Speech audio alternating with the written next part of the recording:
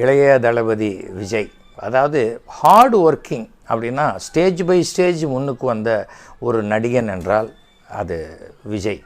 விஜயோடைய birthday இன்றைக்கி.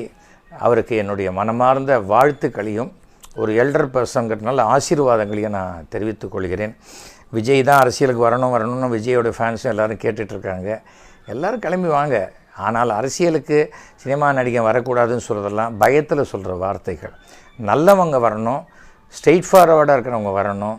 அப்புறம் ஒரு நேர்மையான தன்மையும் மக்களுடைய கஷ்டங்களை புரிந்து மக்களுடைய கஷ்டத்துக்கு என்ன செய்யணும் அப்படின்னு தெரிஞ்சவங்க வந்தால் போகிறோம். எல்லாம் தெரிஞ்சு ஏகாம்பரமாக நமக்கு இருக்க வேண்டியதில்லை.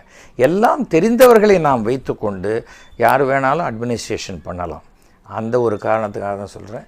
விஜயும் அரசியலுக்கு வரக்கூடிய சூழல் இருக்கிறது. அது எப்போ அப்படிங்கிறது விஜய் தான் டிசைட் பண்ணணும். ஸோ எந்த நல்லவர்கள் வந்தாலும் என்னுடைய ஆதரவு அவர்களுக்கு என்றைக்கு உண்டு. அதனால் யாரும் பயப்படாதீங்க. நீங்கள் எப்போ யார் கட்சி ஆரம்பித்தாலும் லொடுக்குன்னு உங்கள் கட்சிக்குள்ளே வந்து நிற்பேன்னு அதெல்லாம் இல்லை. ஸோ என்னை பொறுத்த வரைக்கும் நான் நாடு நல்லா இருக்கணும், நல்லவங்க இருந்தாலே போதும், ஜனங்களுக்கு கஷ்டம் இல்லாமல் இருக்கும். ஸோ வருங்கால முதலமைச்சர் விஜய்க்கு என்னுடைய வாழ்த்துக்களை இப்போவே நான்